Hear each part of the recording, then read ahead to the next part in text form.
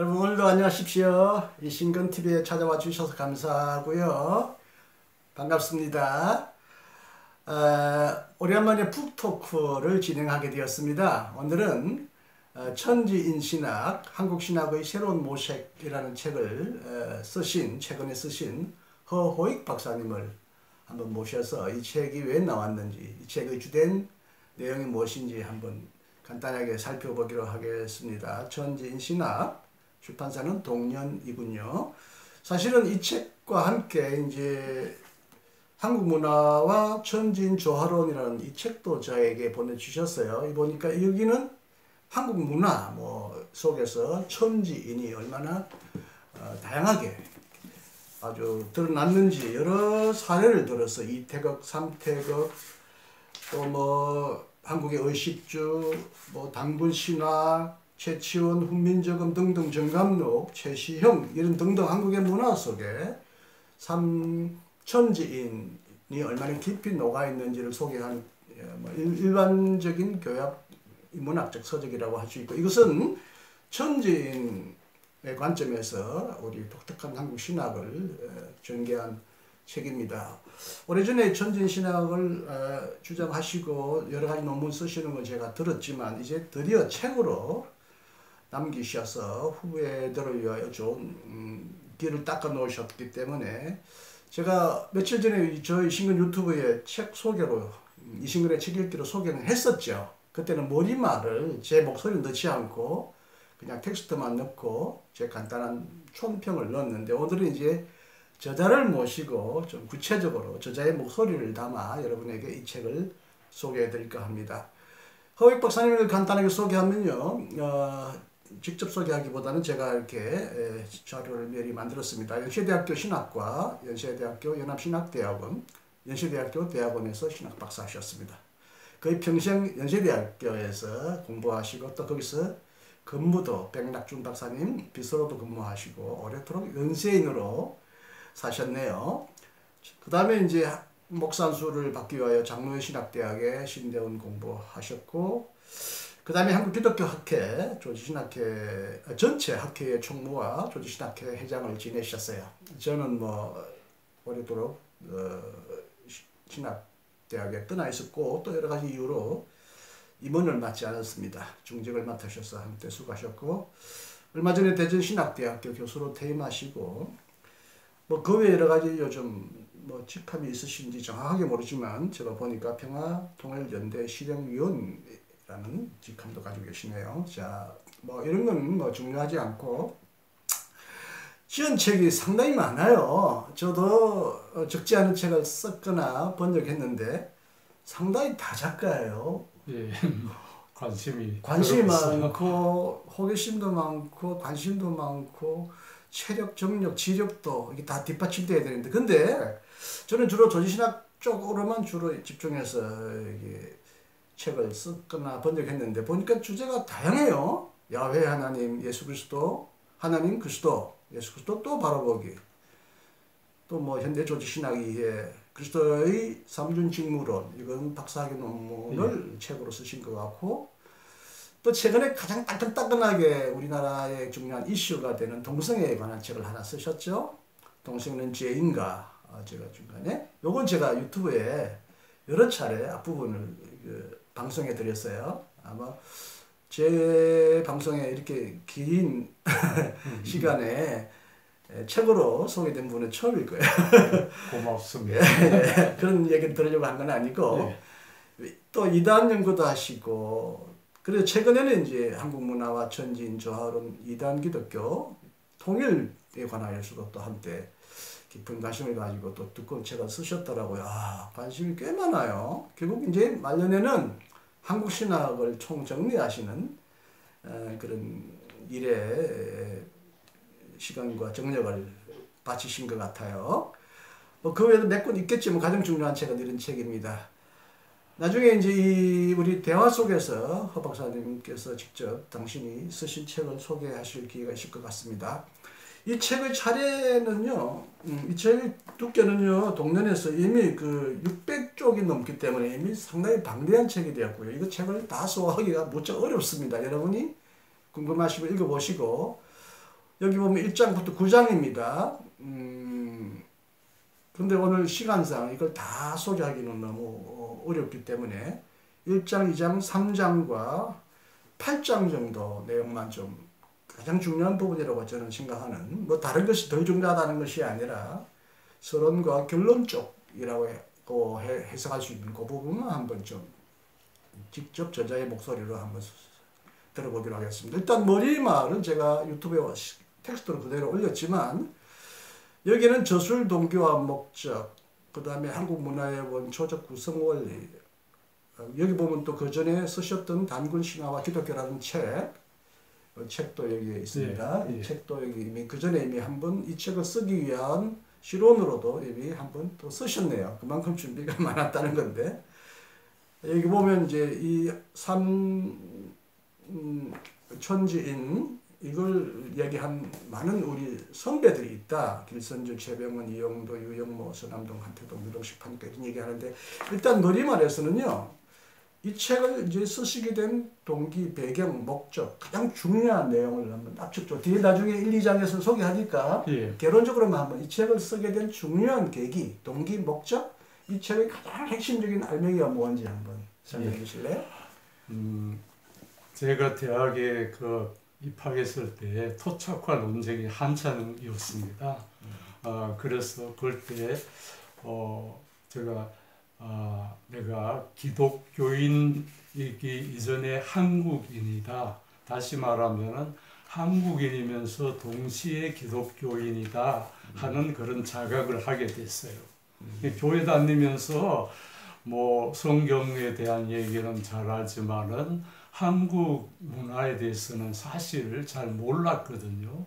그래서 토착화 논쟁 뭐 그런 과정에서 이규태 씨의 한국인의 의식 구조라는 책들을 몇 권 보면서 한국인은 동양의 중국, 일본하고 다르고 물론 서양하고 다르고요. 동양에서도 한국인은 다른 문화 전통이 있구나 하는 걸 이제 어렴풋이 알게 되고 꽤 흥미를 갖게 됐습니다. 조선일보에 쭉 연재했죠. 연재하고 저도 책으로, 재미있게 읽었던 기억이 납니다. 책으로 당연히 책으로 여러 권 나왔겠죠. 나왔고 또 저는 이제 연대에서 그분 특강을 들었어요. 그런 굉장히 큰 자극이 됐습니다. 그래서 무슨 얘기를 하느냐 하면은 앞으로 학문을 하려고 그러면은 순수 과학, 의학이라도 한국 의사들은 한국인에 대한 전이해가 있어야 된다. 왜냐하면 한국인은 문화도 다르고 감정표현도 다르고 식생도 다르기 때문에 같은 암을 치료하더라도 서양에서 연구한 것만 가지고는 치료 효과를 100% 낼 수 없다는 거예요. 30% 정도는 한국에 대한 전이해가 있어야 된다. 이런 얘기가 제가 굉장히 새롭고 충격적으로 받아들였습니다. 그래서 내가 한국적 신학, 토착화 신학을 해야 되겠다 하면서 어떤 생각을 했냐면 성경을 서양 사람들이 서양 관점에서 해석한 거기 때문에 서양 사람들의 눈에는 보아도 보지 못한 것들을 우리가 한국인의 어떤 영성이나 한국인의 문화적인 시각으로 보면은 서양 신학에 대한 대안도 되고 또 성서를 더 풍부하게 이해할 수도 있다 하는 이런 생각을 이제 우선 하게 된 거죠. 그래서 한국 문화의 뭐 구성 원리 뭐 이런 유시라 교수가 그런 책을 써서 그것도 크게 도움이 되었고요. 한국적인 너무나 한국적인 그게 뭘까 하는 걸 이제 열심히 제 나름대로 이제 추적을 한 거죠. 그래서 단군 신화 연구부터 시작했고요. 그러니까 단군 신화에서 기본적으로는 천신, 지신, 인신, 천지인의 조화라는 것이 있다는 걸 이제 깊이 연구해서 아마 2003년에 단군 신화와 기독교라는 책을 쓰면서 이제 부제로 천지인 신학 서설이라는 것을 이제 제시했고 그 후로 이제 계속 연구해서 이 책을 좀 본론격으로 그렇게 이제 서술하게 된 거죠.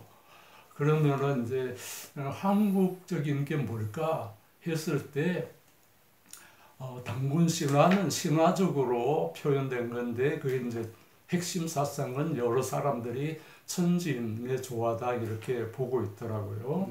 그리고 이제 우리 한국인이 가장 많이 사용하는 상징이 뭐냐면은 이태극과 삼태극이에요. 그래서 태극 문양은 왕실에서도 조선 왕조에는 공식적인 문양으로 썼기 때문에 그 이태극과 삼태극은 직관적으로 표현한 거잖아요. 그럼 태극이 개념적으로 뭘까? 이제 하는 이런 생각을 하게 되고 태극에 관한 문양들, 자료들을 이제 찾기 시작했죠. 그래서 이제 태극 도서를 마침 제가 중국 철학사를 학부 때 철학과에서 청강을 했는데 그럴 때 태극 도서를 배웠어요. 그래서 이 태극이라는 걸 직관적으로 개념적으로 그려왔는데 주연계라는 사람이 11세기에 직관적으로 상징적으로 표현해 왔는데 주연계라는 철학자가 11세기에 이거를 이제 개념적으로 철학적으로 설명한 거거든요. 중국 사람이겠죠. 그렇죠. 네. 중국에. 그래서 이 주연계 염계 주돈이라고 하죠. 호는 염계고 이름은 주돈인데 이분의 그 태극 도설은 동양사상 모든 사람이 다 다룹니다. 주역 다음으로. 그래서 퇴계와 율곡의 성악식도 성악 지표에도 처음에 나오는 그게 이제 태극 도설입니다. 그만큼 이제 중요한 건데 제가 태극이 무슨 뜻인가 하는 걸 오랫동안 몰랐어요. 태극기가 바람에 모르는 사람도 없잖아요. 직관적으로는 다 알아요. 태극기 그러면은 다 이렇게 그림도 그리고 뭔지를 알지만은 태극이 무슨 뜻이지? 이런 질문을 했는데 알 방법이 없는 거예요. 무슨 뜻인지. 한자로 보면 큰 태. 큰 태자 극한 극단. 큰 극단이다. 큰 극단이다. 그게 무슨 뜻이냐고요. 감이 안 오죠. 감이 안 오잖아요.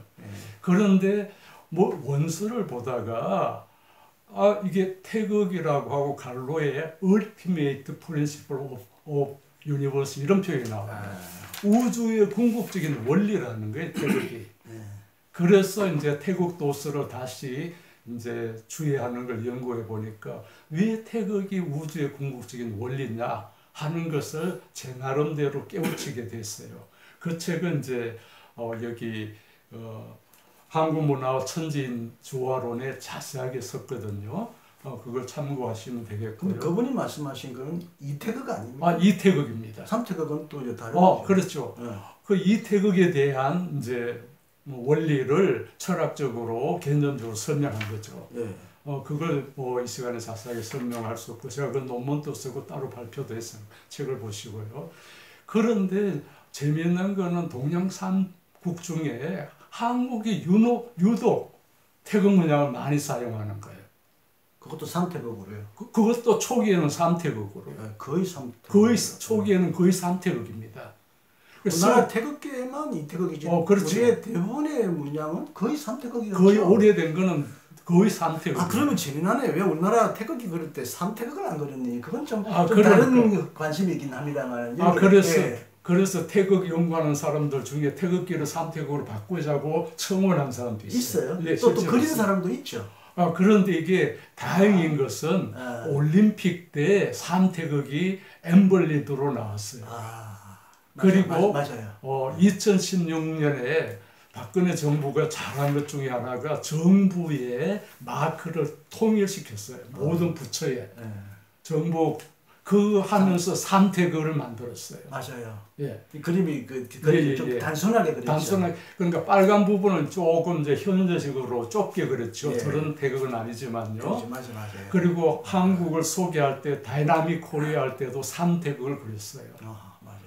그리고 88 올림픽 때 이화여대 교수하고 철학했던 유명하신 분 있잖아요. 이어령? 이어령 박사님이 그럴 때 삼태극을 얘기했어요.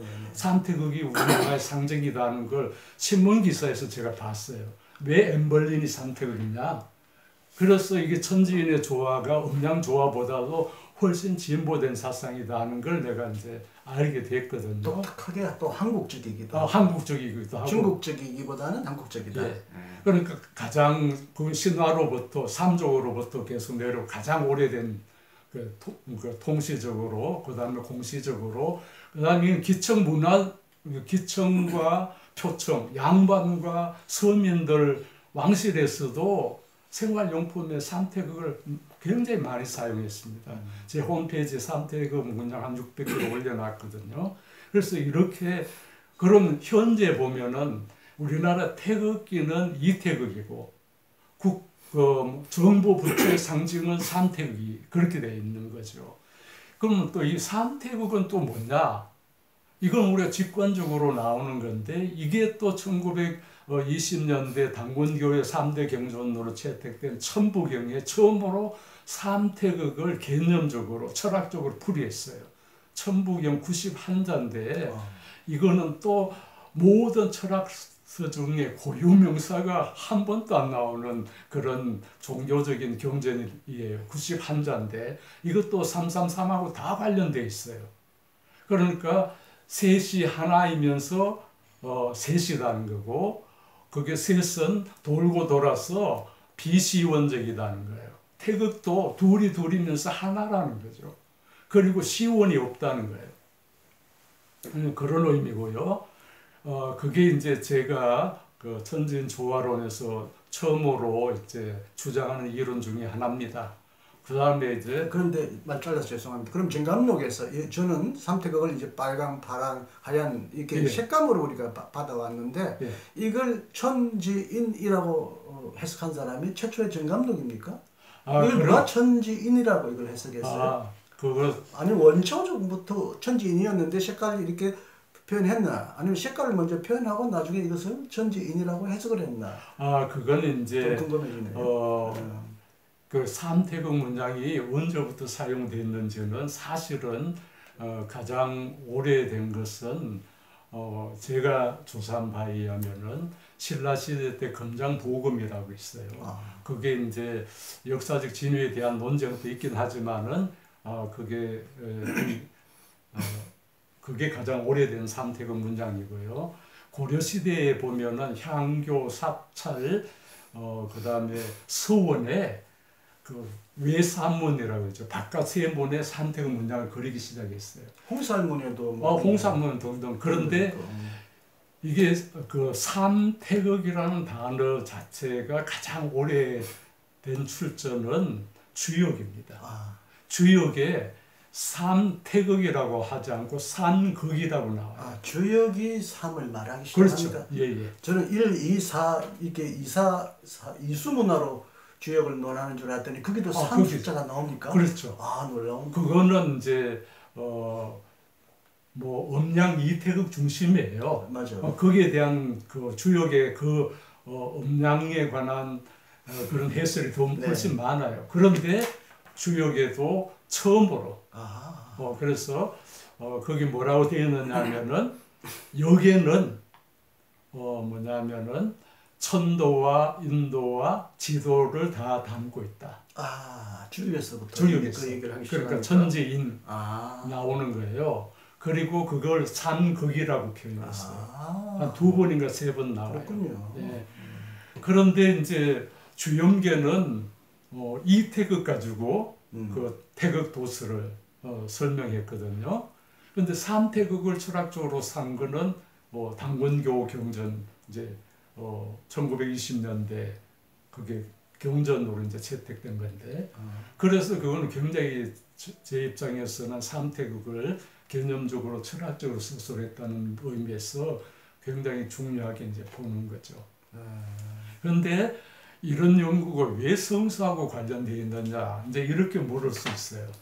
기본적으로. 네, 이제 그거는요, 아마 본론으로 들어가면 조금 그 얘기를 할 수 있을 것 같고요. 여하튼 머리말을 하시는데, 여하튼 이 삼태극 혹은 천지인이 한국 문화의 요체, 구성 원리, 기청 문화, 문화적 기초 이런 여러 가지 표현을 쓰십니다. 우실하시는 한국 문화의 구성 원리, 이렇게 변한 적이 있는데, 여하튼 이 천지인 조화로는 통전적 조화, 순환적 역동성, 자연 친화성을 담고 있다 이런 표현을 쓰시는데 어쨌든 그것도 이제 좀 설명드리면은 이게 태극 도상, 태극 도라 그러죠. 이 상징적인 표현에 대한 미학적인 그런 연구들이 서양학자들한테 있어요.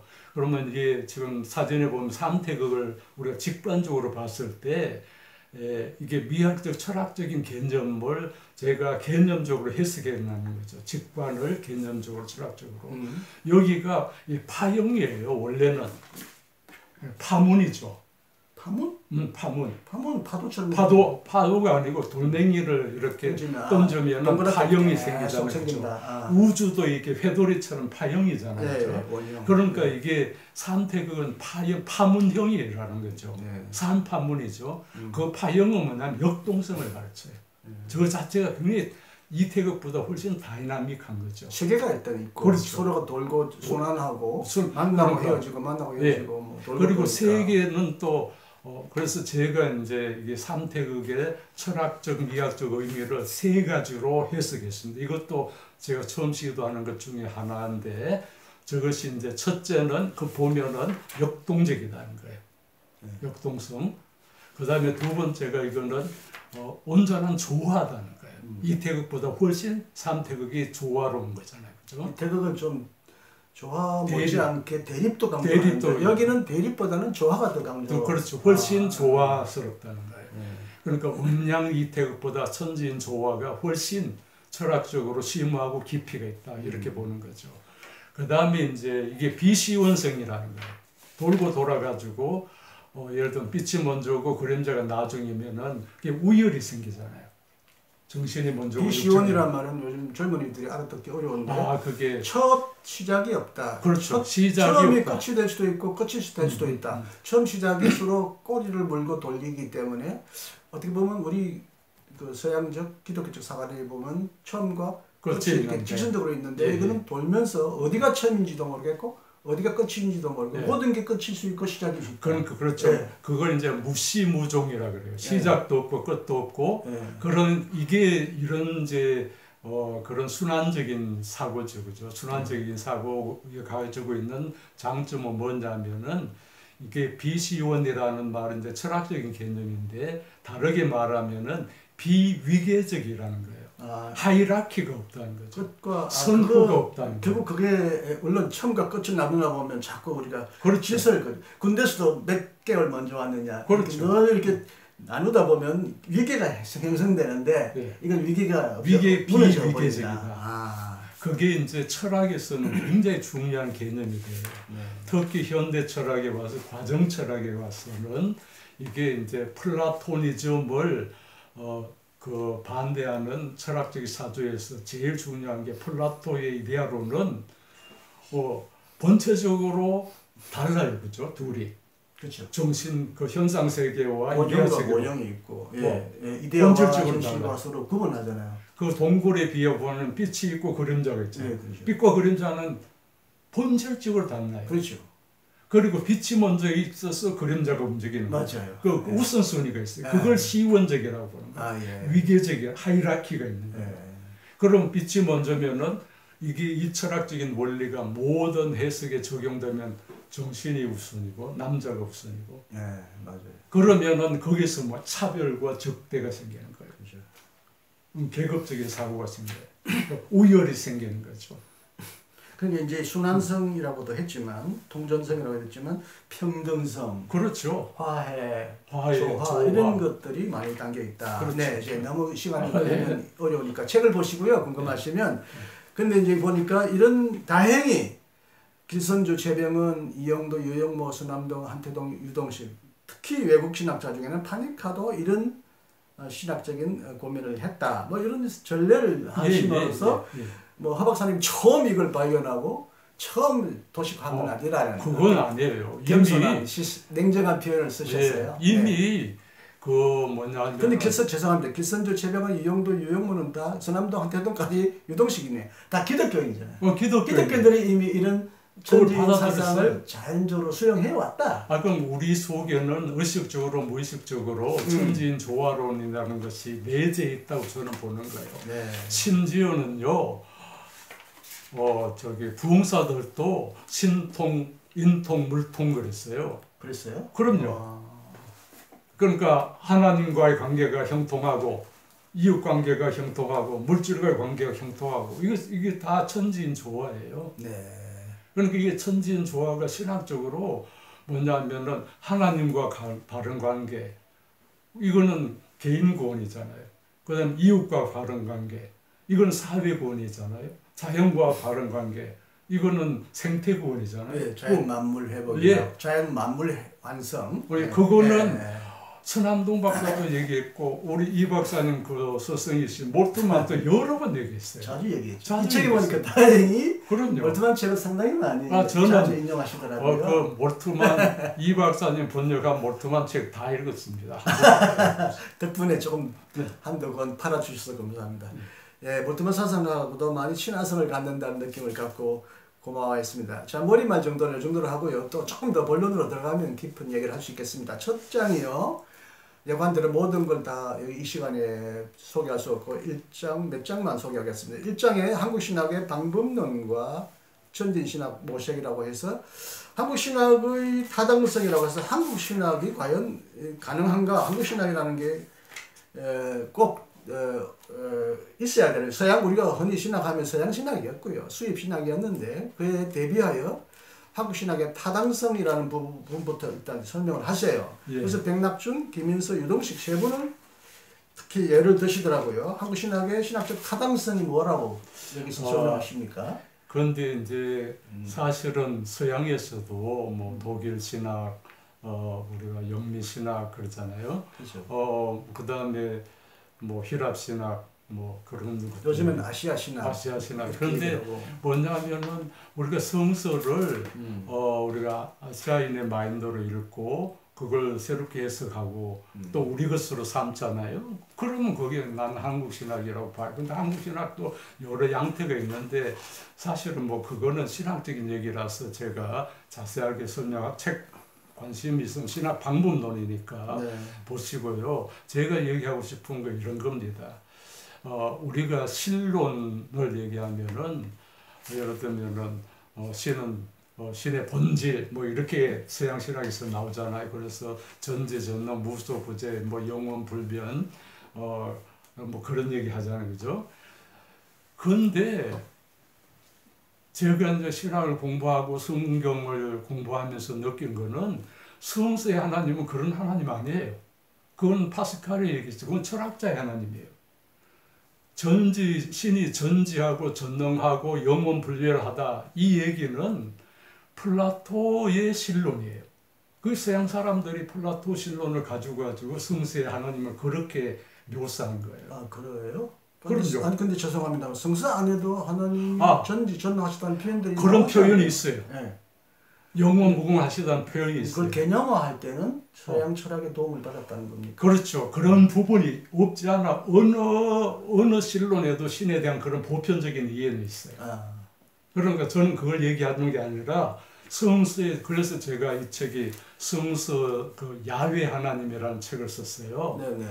이것도 상당히 이거는 신론이고 어떻게 보면 야훼 나오니까 저는 구약학자들이 해야 될 분야인데 허 박사님 왜 구약학자의 영역을 또 다루셨나? 아니라 저 의아했어요. 이거는 제가 한국 신학을 이제 몇 가지로 보는데, 첫째는 성서를 한국인의 마인드로 봐서 서양 사람들이 보지 못했던 것을 이렇게 해석해내서 서양 신학의 대안도 되고 성서 우리 기독교 신학을 풍부하게 한다. 이거 한국 신학의 중요한 과제라고 생각해서 성서적 조직 신학이라는 의미에서 구약과 또 신약, 예수 그리스도 이것도 1000페이지입니다.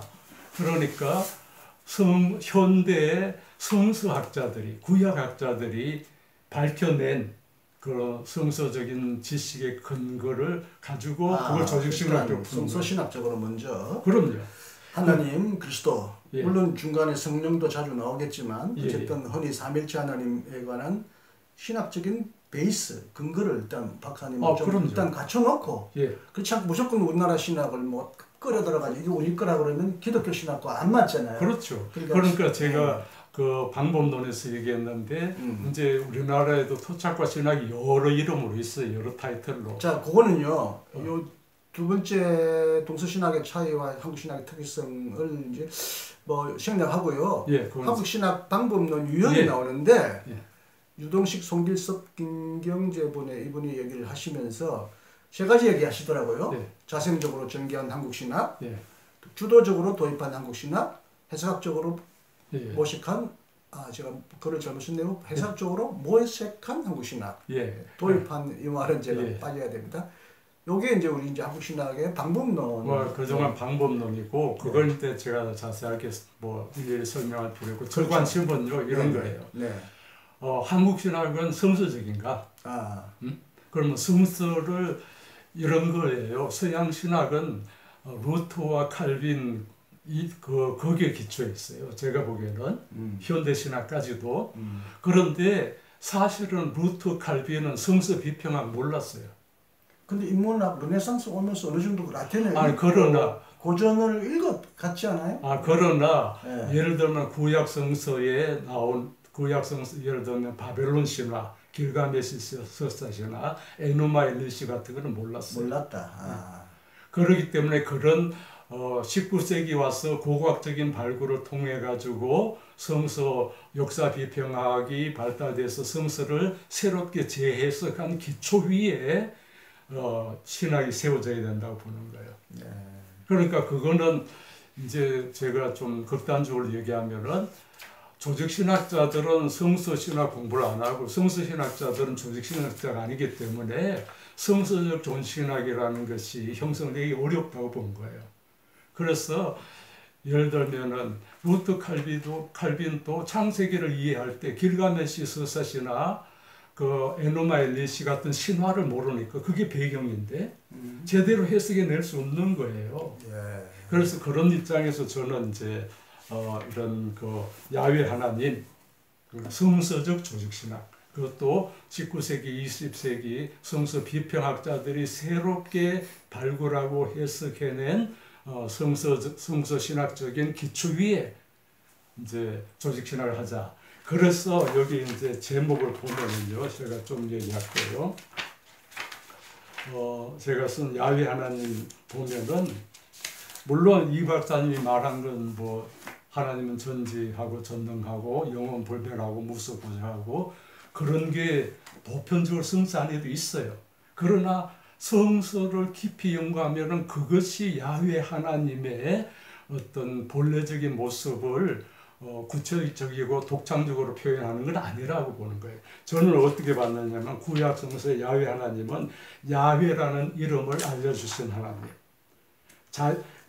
천지와 인간을 창조하신 하나님, 자연의 새 질서를 창조하신 하나님, 하나님의 형상으로 남녀를 창조하신 하나님, 안식을 창조하신 하나님, 그 다음에 범죄한 인간과 폭력적 세계를 구원하시는 하나님. 그러니까 이제 하나님은 전지하다, 전능하다 이런 건 이제 하나님의 속성을 주로 표현하는 그렇죠. 건데 오늘날 바르스도 그렇지만 하나님은 활동하시는 하나님이고 움직이시는 하나님이기 때문에 활동과 그 역사적인 근거를 떠난 하나님의 추상적인 속성을 말할 수 없죠. 근데 예. 박사님은 여기서 이제 구체적으로 보면 하나님의 활동을 그렇죠. 구체적으로 제시하시는 구약, 그렇죠. 네. 구약 성서에서 하나님이 어떻게 활동하셨나, 네. 역사적으로 거기에서 이제 조상들과 동행하시는 하나님, 출애굽과 히브리 하나님, 이스라엘 백성과 계약을 체결하신 하나님.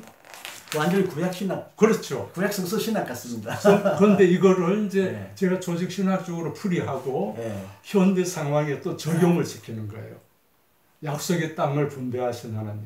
이건 최초의 토지혁명이거든요.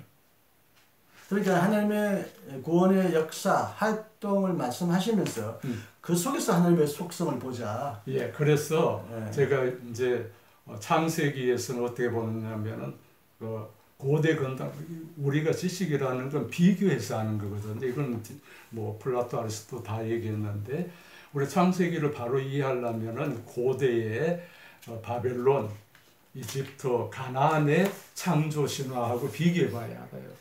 그러면은 창세기는 하나님이 인간과 자연을 창조했다니까 주제는 세 가지예요. 신관, 인간관, 자연관이에요. 그죠. 뭐 그 이상 뭐 이제 굳이 논하자면 천사는 혹은 악마는 뭐 이런 거는 이제 천상적인 것이니까 우리가 그렇죠. 어렵고 그러니까, 어쨌든 하나님, 땅, 자연 빼놓고 우리가 더 이상 그렇죠. 알 수 있고 볼 수 있는 세상은 없을 거예요. 그렇죠. 네. 그렇기 때문에 많은 구약학자들도 성서의 주제는 하나님, 땅, 인간이다. 그거는 역사적으로 이스라엘 백성의 역사하고도 다 연결되거든요. 그래서 그렇게 보면은 하나님을 어떻게 보느냐에 따라서 종교 제도가 달라져요. 그 다음에 인간을 지배의 대상으로 보느냐, 섬김의 대상으로 보느냐에 따라서 정치 제도가 달라져요. 자연을 정복의 대상으로 보느냐, 아니면은 관리의 대상으로 보느냐, 자연관이 달라지죠. 그러니까 지는 두 가지 의미, 물질과 또 자연 이렇게 그렇죠. 해석이 돼요.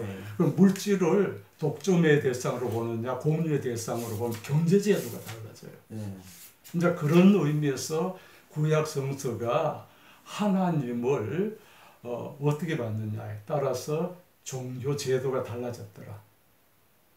그러니까 제사 종교가 아니고 말씀 순종 종교로 달라졌다. 이건 존 칼이 얘기했어요. 종교를 눈의 종교와 귀의 종교로. 그 눈의 종교는 보여주는 종교, 제사 종교라는 거예요. 제사 종교는 보여줘야 되니까 제사장 복장도 화려하고 제사 절차도 화려하고 거대한 성전이나 종교적인 장식물을 세워야 되는 거예요. 이거 보여주는 종교니까. 그런데 이 히브리 종교는 눈의 종교가 아닌 귀의 종교. 하나님의 말씀을 들으면은 순종하면 살고 불순종하면 죽는다. 하나님 보면 죽는다. 이런 표현까지 나와요. 그러면 많은 사람들이 이런 질문을 할 것 같은데 레위기를 비롯한 구약에 이미 제사 제도가 제사 종교가 굉장히 오랫도록 강력하게 추진되어 왔고 뭐 예수님 시대 때는 이게 충돌하거나 성전이 파괴되면서 회당 예배로 바뀌었지만 유대교를 지탱하는 중요한 문화 혹은 종교의 제도가 제사였는데 이게 그런 기독교 혹은 구약의 야훼 하나님의 본질적인 핵심이 아니라고 보는 거예요. 존 각 같은 사람은 그렇게 봐요. 또 우리가 구약 성서를 좀 더 깊이 연구해 보면은 이스라엘 백성들이 이집트에서 노예 생활했잖아요. 거기는 제사 종교였어요. 그렇죠. 그러면 똑같은 종교를 여기서 만들려고 광야에서 만들려고 하다가 우상 파괴 그런 게 나오고 200년 동안 성전이 없었잖아요. 성막. 그래서 그거를 이제 국지신이 아니고 이동신이라고 그렇게 얘기하잖아요. 그리고 솔로몬이 성전을 지을 때도 반성전 정성이 있어요. 성전 짓지 마라. 내가 뭐 언제 인간이 만든데 거할 줄 알았는가. 그 안에 갇혀 지내겠네요. 그러기 때문에 이스라엘 그 야훼 종교의 근본적인 그 사상은 이동 그 신이기 때문에 어떤 장소에 국한되는 종교가 아니고 백성들과 함께 이동하는 종교, 성전 종교가 아니라는 거예요. 그게 이제 제 스승 몰트만의 희망의 신학 보면요, 그 부분이 상당히 그러고 분명히 나와요. 구약학자들이 이미 그런 걸 폰라드 이후에 많이 얘기했고 그걸 통해서 몰트만도 그렇죠. 그러니까 그게 가나안에 정착하면서 제사 종교화 한 것이 이제 후기 유대의 교회의 타락이라고 이렇게 보는 거죠. 그러니까 예수님이 성전 위에 돌 하나 없이 그 무너져야 된다. 뭐 이렇게 얘기했다고 보죠. 이렇게 되면 너무 성서신학적인 주제로 깊이 들어가니까 여하튼 허 박사님의 어떤 성서신학적인 기초를 튼튼히 쌓고 그 위에 이제 한국적 신학을 올리기 위하여 성서적 신학의 성서적 조직 신학을 쌓았다. 맞아요. 기독교 신학이라면 성서적이지 않으면 결국 뭐라 그럴까요? 문화적 기독교 혹은 타종교적 기독교, 철학적 기독교, 이렇게 다양하게 불릴 수 있지. 정말 기독교다운 기독교라면 적어도 구약 신약을 통하여 관통되어 오는 기본적인 하나님 사상, 하나님의 신앙, 혹은 예수 그리스도 이것을 중심으로 삼고 해야 된다. 이걸 중요하지 않는 많은 다른 그 전통적인 토착화 신학은 좀 그냥 동양신학을 그냥 한국적으로 그러니까, 옷을 입혀서 그냥 뭐 이렇게 붕 뜬 느낌이 들어요. 그건 한국적인지 몰라도 좀 성서적이지 않다. 그러니까 이런 동감이 있었어요. 신학이 신학적이기 위해서 이제 성서에 기초해야 된다는데 지금 이 박사님 말하는 것은 비교 종교학이에요. 이게 불교와 기독교의 대화, 유교와 기독교의 대화, 장점과 같은 점, 다른 점, 무교와 기독교의 대화. 이거는 이제 뭐 김광식 박사도 그렇게 평가했지만은 비교 종교학이지 신학이 되기 위해서는 우선 성서에 기초해야 되겠고 확실한 구원론, 성서적 구원론과 성서적 기독론이 뒷받침돼야 된다. 그럼 기독론 안에 삼일체가 다 들어가니까.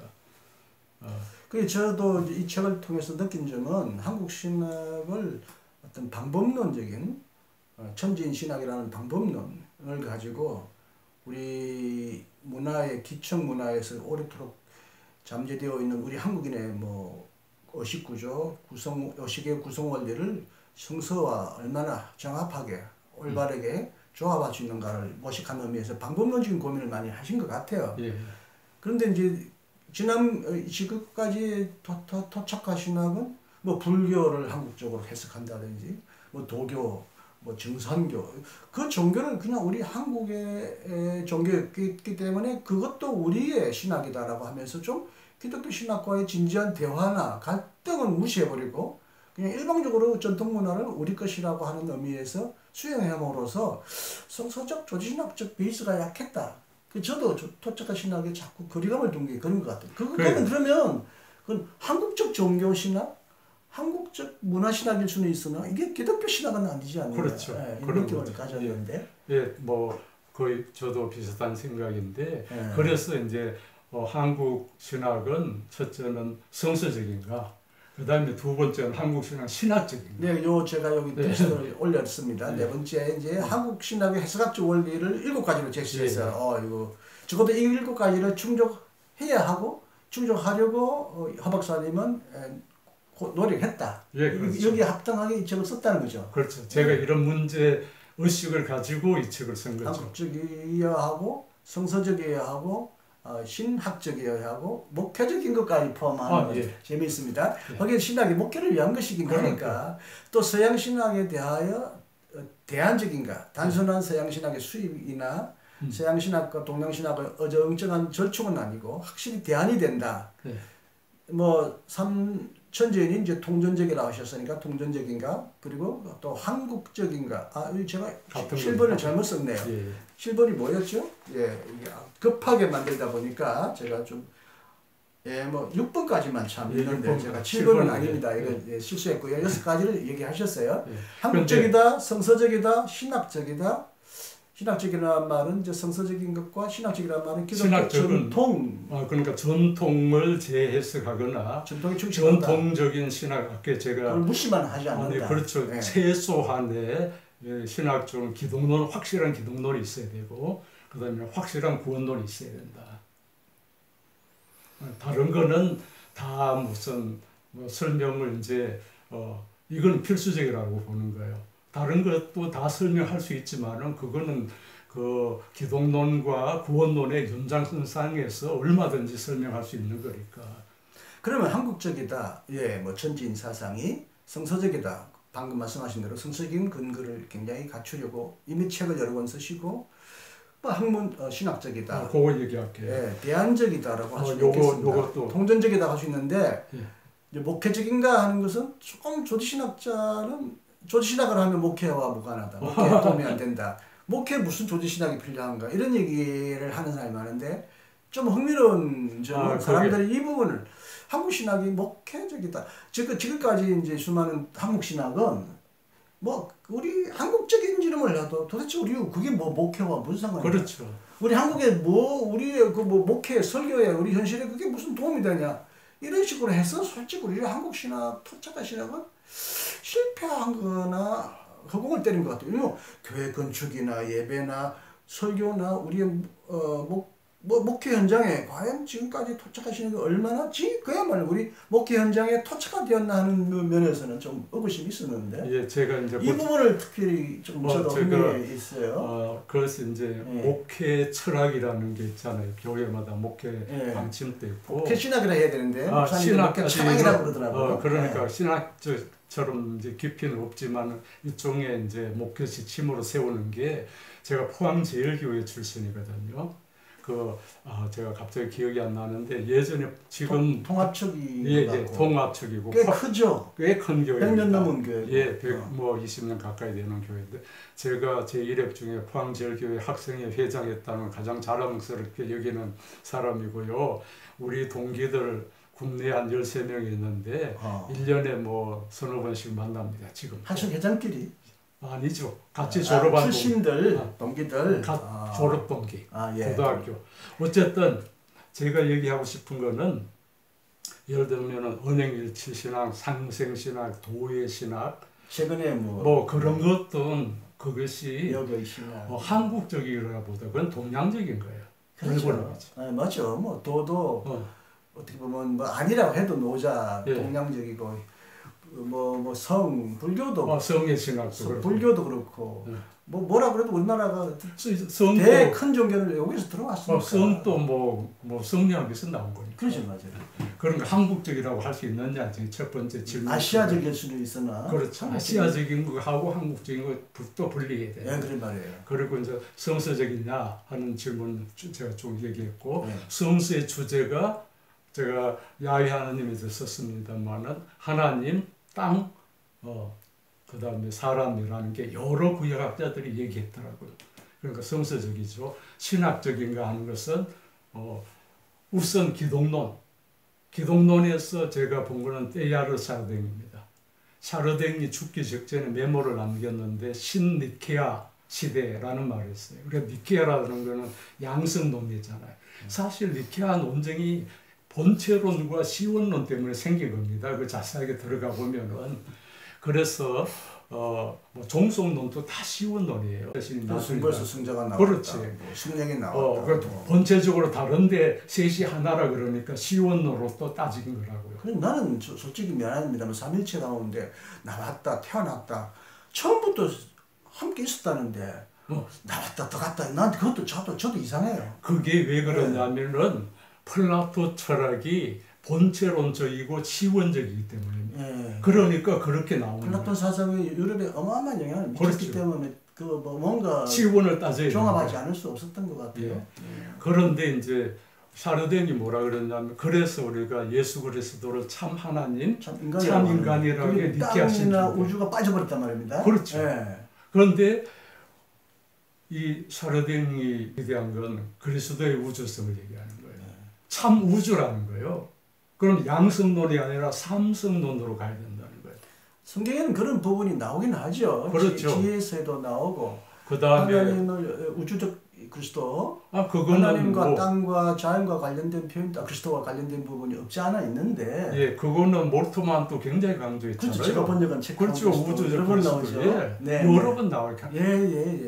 뭐 신약 빌립보서, 에베소서 뭐 인용하면서 저도 어느 순간 그런 생각을 했어요. 교회마다 이제 통합측은 십자가도 없지만 가끔 십자가를 이제 공중에 매달거나 이게 뒤에 벽에 붙이거나 어떤 교회는 땅에 이렇게 세우고 이러는데 그게는 하나님이 인간과 화해하고 뭐 인간과 인간을 화해했다는데 그게 땅이 들어설 자리가 없는 거예요. 그럼 십자가는 골고다라고 하는 땅 위에 세워졌어요.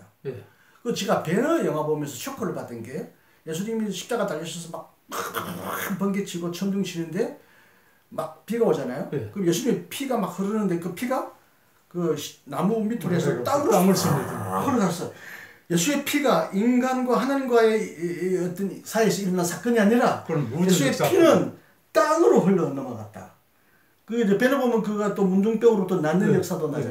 문둥병도 어떤 자연적인 질병과 관련돼서 왜 교회는 지금까지 십자가를 공중에 매달거나 인간과 하나님과의 관계만 생각하고 땅을 생각하지 않나. 만약 내가 교회를 세우고 십자가를 세운다면 뒤에다가 산을 만들거나 땅을 만들고 거기다 십자가를 꼽아서 천지인이 예수 그리스도 구원 안에서 다 포함된다라고 저는 오래전부터 막연하게 생각했어요.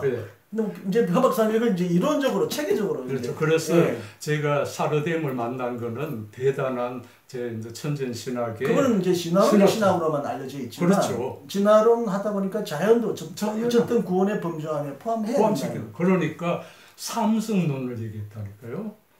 양성론이 아니라 참 하나님, 예수 그리스도는 참 하나님, 참 인간, 참 우주라는 거예요. 성육신을 이렇게 성육신이 단지 인간이 된 게 아니라 예수님의 몸을 입었다는 살을 입었다는 거예요. 예, 자연을 입은 거죠. 자연을 예. 그렇게 해석하는 거예요. 맞아요. 이런 부분이 성경 안에 있는데도 뭔가 자연을 비하하거나 억압하면서 자연을 자꾸 예수 그리스도의 그 본성에서 속으시나가 좀 배제하려고 했던 특징이 있고 그게 이제 자연 정복과 파괴로 나타나니까 우주 그리스도에 대한 새로운 반성 속에서 우주와 그리스도와 예수의 관계를 설명하려고 특히 몰트만 교수님의 생태 그리스도가 많이 나오고 제가 번역한 오늘 우리 그리스도가 누구신가에 보면 제가 깜짝 놀란 게 도마복음의 일부를 예수님이 인용했다면서 나무를 베어보라 내가 그 속에 있다.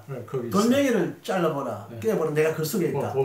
예수님의 그 자연과 물론 에베소서 골로새서에도 만물 가운데 충만케 하시는 충만이라는 의미가 쓰지만 뭔가 그건 좀 추상적이고 너무 방대한 거대 담론인데 땅, 자연, 나무를 배워보라. 내가 우리 예수님은 내 안에 계신다. 뭐 역사 속에서 해방의 역사 속에 계시다고 그러지만 땅과 그리스도의 친밀한 관계를 별로 오랫동안 잊어버렸는데 현대신학에서 많이 몰트만 교수님을 비롯한 이런 사람들이 자연신학을 하는 사람들이 복원했고 허 박사님이 이걸 우리의 한국신학적인 측면에서 재수용하거나 재해석한 그렇죠. 그 사르뎀 글 보면 자기가 어렸을 때 제일 충격적인 게 뭐냐면은 우리는 뭐 생명의 신비라든가 그런 걸 얘기하잖아요. 돌멩이가 딱딱하다는 게 너무 신비로웠대요. 그 당연한 건데. 그렇죠. 돌멩이니까 당연히 딱딱한 그러니까 거지. 그게 최초의 기억이라는 거예요. 그게.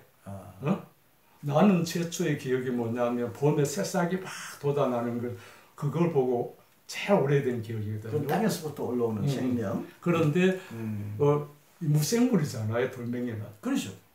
돌멩이가 자기는 너무 신비했다는 거예요. 이렇게 딱딱할 수 있느냐. 특이하다. 그래서 그게 지질학자가 안 되고 그러면. 그 고생물학자 했잖아요. 생물학인데 물론 이제 우리 인류 탐사하려고 베이징까지 오면서 아마 땅을 많이 팠을 거예요. 그거는 어쨌든 어렸을 때 최초에 어쨌든 그래서 이게 제가 신니케아라고 그랬거든. 그러니까 천재인 거예요. 하나님 참 인간뿐만 아니라 참 우주. 예수님은 참 우주다. 그러니까 제가 그 논문을 옛날에 발표했고 여기 실었거든요. 그게 죽기 며칠 전에 메모에 나와요. 그래요? 그걸 구체적으로 전개하지는 못했어요. 그 그러면 이제 샤르뎀교 같은 경우는 이제 그리스도를 하나의 오메가 포인트, 그렇죠. 진화의 동력이고 진화의 초점이 얘기하고 만물을 진화케 하는 어떤 힘으로서의 그리스도를 말했지만 이미 그 안에는 그런 표현들이 잠겨 있었죠. 구체적으로 예수님의 본성을 말할 때 삼성이라고 딱 그분이 메모를 남겨놨다고. 언제 이게 니케아 신경처럼 세계교회가 혹은 한국교회라도 예수님의 그리스도의 이 삼성을 교류학을 고백할 날이 올까요? 우리 한번 그 운동을 할까요? 운동해야 된다고. 네. 그래요. 자꾸 이제 구원을 말하면 지금도 저는 이 세상을 떠나서 저 우주 높은 곳에 자꾸 자연을 배제한 영혼의 구원, 내세의 구원을 말할 때 여기도 그리고 영혼이지만 사람은 가 있어요. 근데 그러면 우리가 살던 자연은 어디 가 있어요? 물론 새하늘 새 땅이라는 성경 안에 있고 새 예루살렘이라는 말이 있음에도 불구하고 자꾸 자연을 배제한 구원론이 플라톤 영향인지 한국의 무슨 영향인지 깊이 배어 있어요. 거기 또 하나 얘기하면 우리 코로나 시대 때 기후위기가 더 심각했잖아요. 그렇잖아요. 그러니까 이 뭐냐면 그리스도 삼성론은 현대에서 정말 새롭게 주장해야 되는 거예요. 그러니까 예수 그리스도가 참 자연을 해치는 건 예수 그리스도를 해치는 거예요. 그런 식으로 이제 말이 꽤 이제 1시간 가까이 대충 마무리 지읍시다. 아니 진짜 열정이 넘치니까 예. 입으로 나눠할까 하다가 또 그러면 너무 또 혹사시키는 것 같아서 강사비도 안 드리는데 예. 제 2장에 보면 한국 신학의 천진 신학을 하신 분이 길선주, 최병원, 서남동, 유동식 같은 분이 있다라는 걸 포인하시는데 시간상 간단하게 예, 그냥 간단하기보다도 그냥 이런 분들이 천진 신학을 언급했다는 정도로 제가 하나의 그 최병원은요. 감리교 목사죠. 네, 목사인데 네. 뭐냐면은 삼물론을 했어요. 그러니까 물. 삼애가 아니고. 예, 그래가지고 삼윤론 윤리할 때 윤. 천륜이 있고 일륜이 있고 물륜이 있다. 물륜이 있다. 그러니까 천륜, 지륜, 물륜이 천진이죠, 실제로. 그렇죠. 그러니까 이걸 가지고 유불선 기독교를 비교했어요. 그런데 이것도 사실은 최병원 연구하는 사람들이 제대로 그렇게 그 분석해서 연구한 게 없더라고. 그러니까 유교, 불교, 도교는 천륜, 물륜, 일륜 중에 하나가 없거나 둘이 없거나 다 없거나 그렇다. 그렇다는 거예요? 그럼 그 안에 있는 게 아니라 왜곡되어 있거나 뭔가 한두 개가 없다. 그러나 기독교는 천륜도 있고 일륜도 있고 물륜도 있다. 불교를 봐요. 천륜, 신이 없잖아. 천륜이 없지. 그런 가정을 떠나가니까 일륜이 없지. 생산을 안 하니까 물륜이 없지. 이런 식으로 비판해요. 기독교는 다 있다는 거예요. 물론 불교는 뭐 그거는 이제 최병원의 시각이고요. 알겠습니다. 서남동 박사가 중요해요. 이분은 민중신학을 하면서 초기에 생태신학을 한국에 처음 도입한 사람이잖아요. 한국의 신학의 안테나라고 그래요. 안테나라고. 서구의 신학을 온갖 무조건 제일 빨리 그러니까 샤르댕을 한국에 소개한 사람. 최초로. 아마 희망신학도 그럴까? 하여튼 서구의 최고의 현대신학을 가장 먼저 소개하신 분이야. 그리고 저희는 이제 학부 다닐 때 샤르댕 그 강의를 들었거든요. 그래서 샤르댕에 대한 관심을 갖게 됐지만은. 누가 강의하셨어요? 서남동 박사. 서남동 박사님이 이게 기장 연대 교수였어요. 연대 교수로? 그렇군요. 제가 잊었군요. 네, 그렇군요. 서남동 박사님이 그 샤르댕 하면서 그때 무슨 얘기했느냐면은 구원을 개인구원, 사회구원, 개인윤리, 사회윤리, 생태윤리 이런 말도 있고 나중에 구원이라고까지 표현했어요. 개인윤리는 뭐냐면 우리가 원죄로부터 사해서 하나님과 바른 관계, 복음화에 한마디로 말했어. 그리고 사회윤리는 구조학으로부터 해방돼서 인간화되는 거다. 그러면은 생태윤리는 뭐냐? 그거는 생태 파괴로부터 생태를 자연 친화적인 생태 환경을 만드는 거, 생태 윤리. 몰트만도 얘기하시더라고요. 그 얘기를 순복음 교회와 가지고 앞으로 구원은 개인구원, 사회구원, 생태구원으로 통전적으로 가야 된다. 그 얘기 설교를 했어요. 조영기한테 얘기했죠. 예. 그 조영기 목사님 그 다음 주간 내 설교에 우리 순복음 교회도 이 세계로 가겠다. 그랬는데 그때 현대신학계 와서 우주적 그리스도 얘기하고.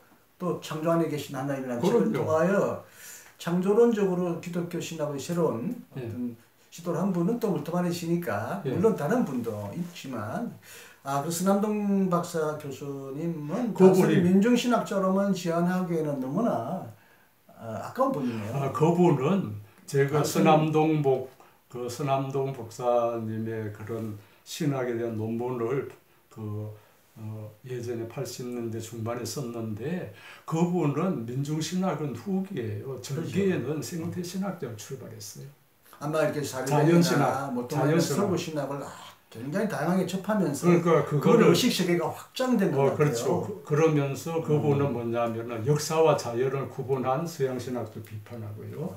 칠론에서도 뭐 그런 시도를 했고요. 이 자연이 배제됐다는 서양신학의 약점을 한국 신학자로서 가장 많이 다룬 분이 서남동입니다. 그러니까 천지인 신학의 특징 중에 하나가 자연친화적인 지가 들어가잖아요.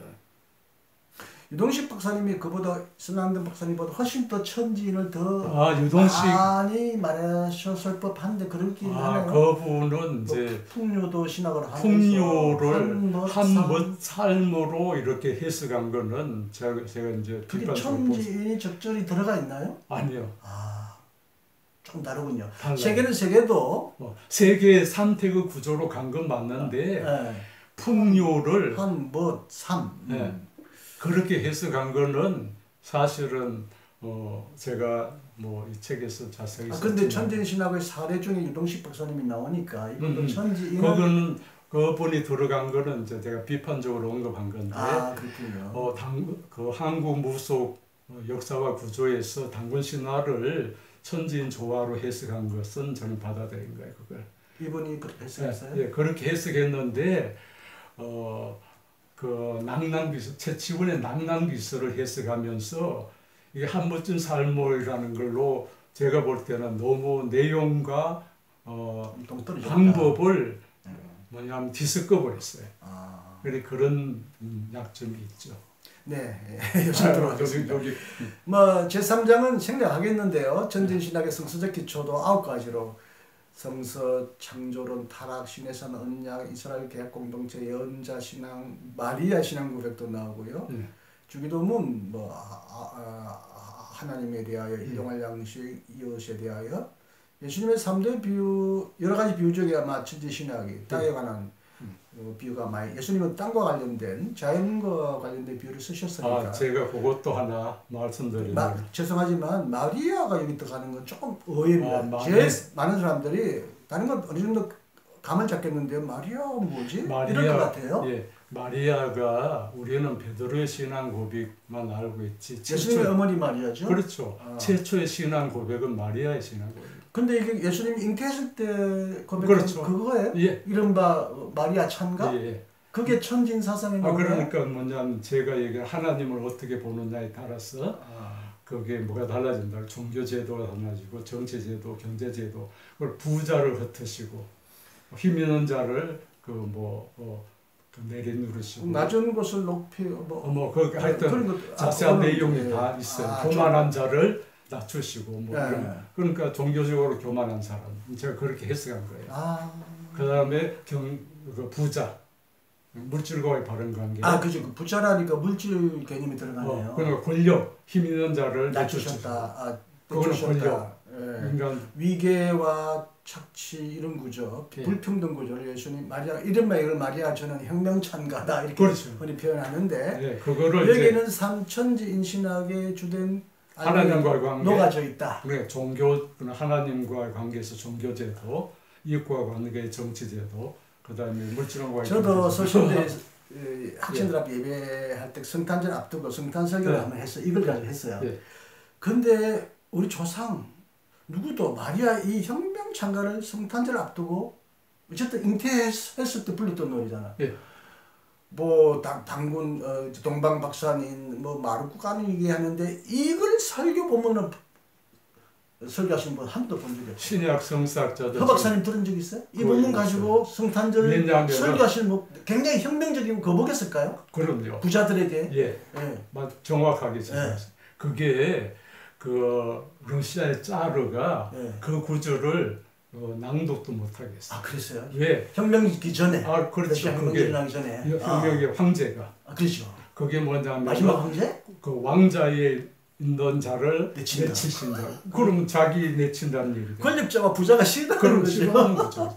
그래서 그런지 진짜 이거 설교 한 번도 못 들어요. 제가 한번 설교를 했는데 어느 여자 교수님이 화를 내는 거 이래 따위 설교를 하고 이러면서 내가 대꾸도 안 했죠. 아니 성경에 있는 걸 가지고 하는데 그러니까 우리가 저는 어떻게 보느냐면은 성경에 저 학생들한테도 중요한 걸 정확하게 봐야 되는데 우리는 보고 싶은 것만 보는 선택적으로 골라서 하죠. 그리고 또 하나 내가 뭐 하고 싶은 얘기가 많은데 하나 얘기하면은 많은 사람들 말씀 중심 설교한다 그러잖아요.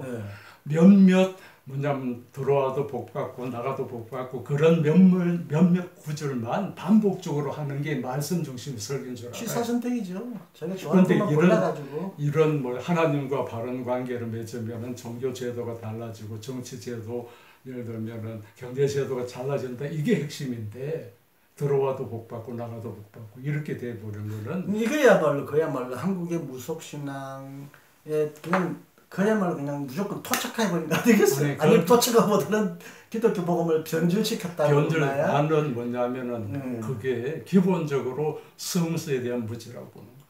성경을 깊이 문제의식을 갖고 읽지 않는다는 거예요. 아니 한국인만큼 성경 그 읽는 걸 강조하는 나라가 없는데도 왜 성경에 이런 다양한 텍스트를 다 무시하고 아주 자기 편 위주로 골라서 그렇게 설교하느냐. 결국 대중영화, 그렇죠. 청중들을 귀에 듣기 좋고 그래서 많이 모아야 교회가 부흥하고 그래야 교회도 부흥하니까 성경 중심 목회가 아니라 결국 대중이 원하는 좋아하는 걸 골라서 주지 않았나 이런 의미에서 그 진정한 의미에서 한국 교회도 종교개혁이라 할까요? 제대로 된 기독교 선교도 이루어졌는가 저는 뭐냐면은 그러기 위해서는 성서로 돌아가서 성서가 말하는 중요한 것을 정확하게 알아야 된다. 어떻게 보면 가감 없이. 그리고 우리가 이게 대부분 기독교인들이 성경에 성전 짓는 걸 거부했다는 걸 모르잖아요. 그런 구절은 설교를 안 하죠. 그리고 예수님도 성전을 허물라고 그랬는데. 그런데 지금은 그 반대로. 그렇죠. 그래 성전 신학으로 돌아가야 뭐가 교회가 운영되고 교인들이 복종하고 하니까. 아니 그렇다 하더라도 제가 요것만 하고 마칠게요. 제가 학생들한테 늘 하는 질문 중에 하나가 예수님은 그 당시에 가난한 자 편이었냐 부자 편이었냐 그러면 다 가난한 자 편이라고 대답을 해요. 말은 해요. 말은 그렇게 해요. 그다음에 예수님이 그 당시에 진보적이었나 보수적이었나 그러면 다 진보적이다 그래요. 심지어 뭐 부자는 화 있을 지인저 이런 성경 부분이 있는데요. 그래서 부자 앞에 그런 설교 못 하잖아요. 그런데 이제 교인들한테 물어봐도 다 그렇게 대답해요. 그래서 내가 다시 물어봐요. 지금 한국의 주류 교회는 부자 편입니까 가난한 편입니까?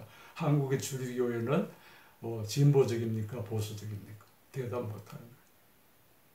아니 목사님도 부자 장로나 부자인 편에 더 잘 쓰느냐 가난한 편에 쓰느냐 해도 대답하기 어려울 거예요. 하여튼 그 부분은 어쨌든 좀 어려운 부분이고요. 시간이 꽤 지나갔네요. 8장 구원론은 생략하기로 하겠습니다. 전진신학의 통전적 구원론. 어쨌든 통전적이다.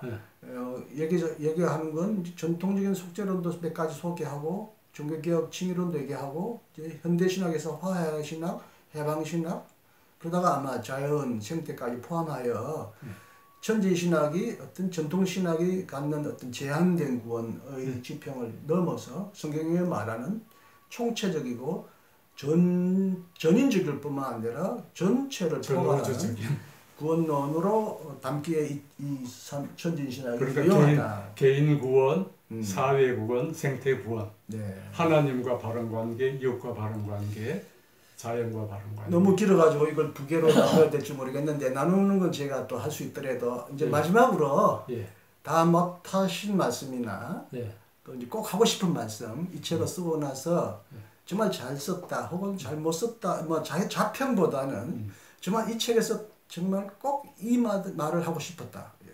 여러 내용 중에 가장 중요한 핵심적인 주장은 이것이다.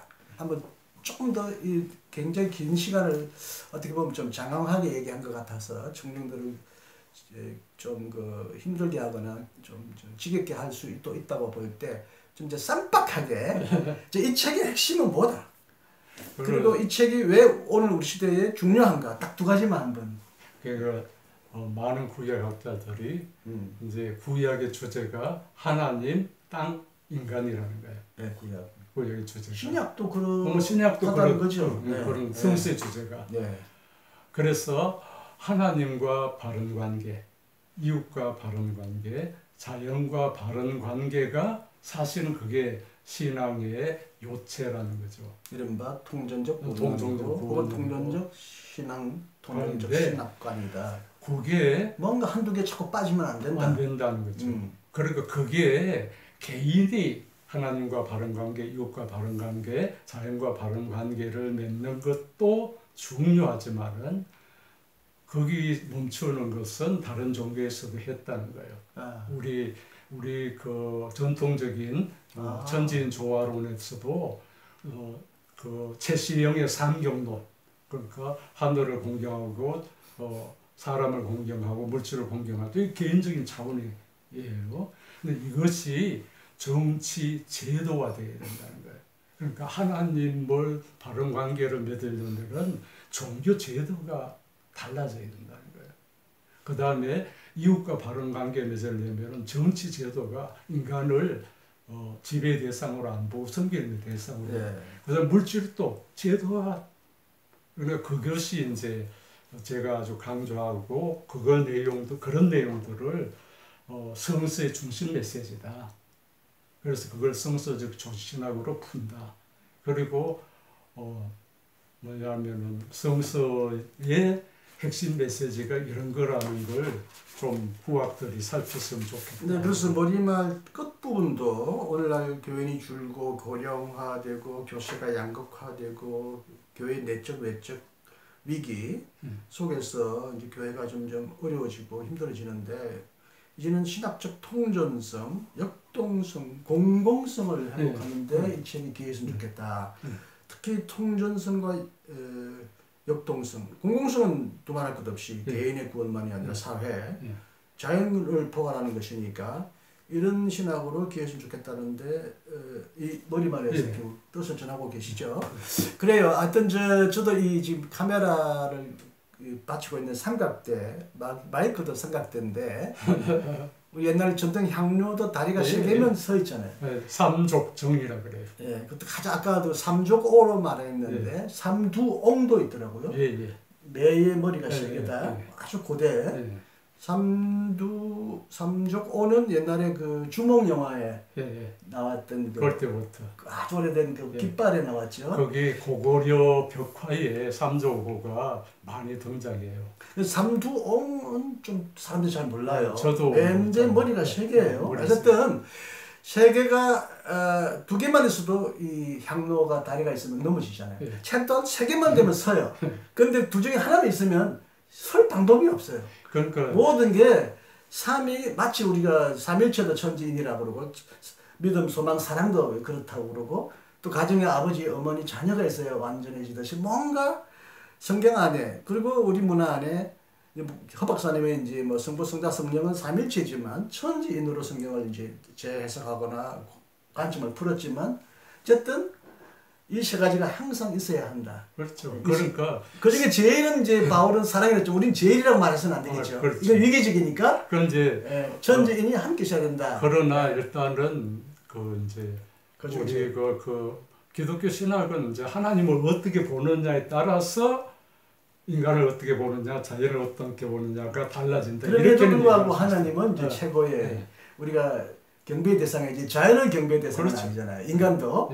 이제 사랑이라고 풀면 돼요. 그래, 사랑으로 풀면 다 똑같이 사랑하지만 하나님은 또 최고의 높은 분이고 그러나 하나님은 자연과 인간 전체를 사랑하시고 아우르시고 회복하시고 우리 모두가 행복하기를 원하는 그런 분이다라는 걸 이 책에 담고 싶어 했던 모양입니다. 네, 좀 아쉽고요. 또 더 얘기 나눌 수 있지만 혹시 기회가 되면 또 다른 기회에 다른 방법으로 한번 여러분에게 이 책을 소개할 수 있겠고요.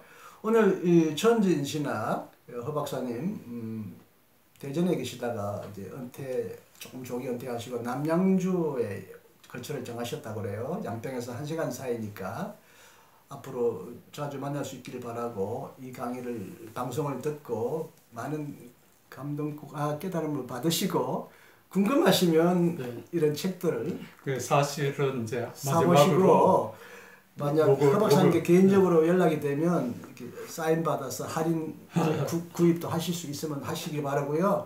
자, 마지막으로 정말 이제 하실 말씀이 계시면 하고 마무리하겠습니다. 성서적 조신학이라고 했잖아요. 제 자신이 예수 그리스도가 어떤 분인지 예수 그리스도에 관한 모든 것을 알고 싶었어요. 제일 첫 번째 동기가 신학을 하게 된 동기 중에 하나. 그러겠죠. 예수님 믿는다. 예수 믿으세요. 예수 믿고 하나님 믿으니까. 그래서 제가 그걸 이제 책으로 쓴 게 예수 그리스도 1, 2권이거든요. 예수의 어쨌든 기독론이죠. 기독론입니다. 성서적 조직신학에서 기독론이죠.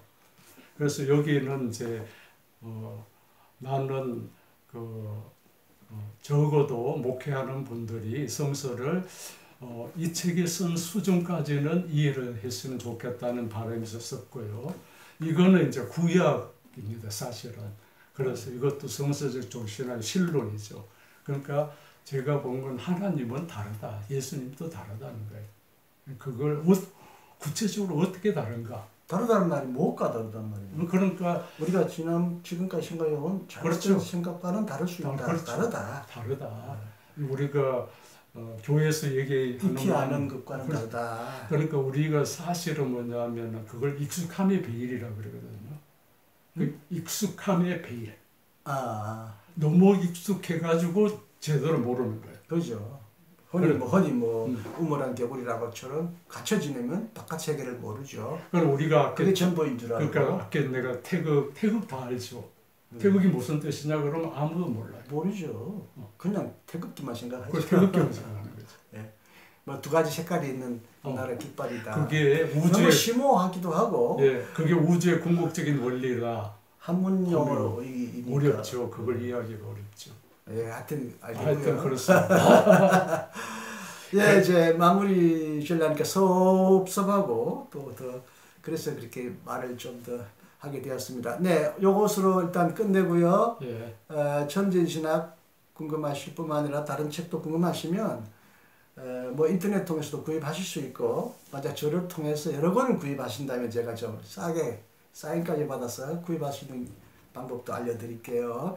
자, 관에 오늘 아직도 덥네요. 문을 닫고 촬영하려니까 땀이 났는데 이렇게 좋은 북토크 시간에 오셔서 좋은 책을 또 직접 저서이기 때문에 더 마음에 있는 자기 생각을 아주 더 진솔하고 더 잘 소개해 주셔서 대단히 감사합니다. 여러분 끝까지 방송해 주셔서 감사합니다. 다음 시간에 또 만나기를 기대하겠습니다. 안녕히 계십시오. 감사합니다. 감사합니다. 쉽지 않은 얘기 들어주셔서 감사합니다.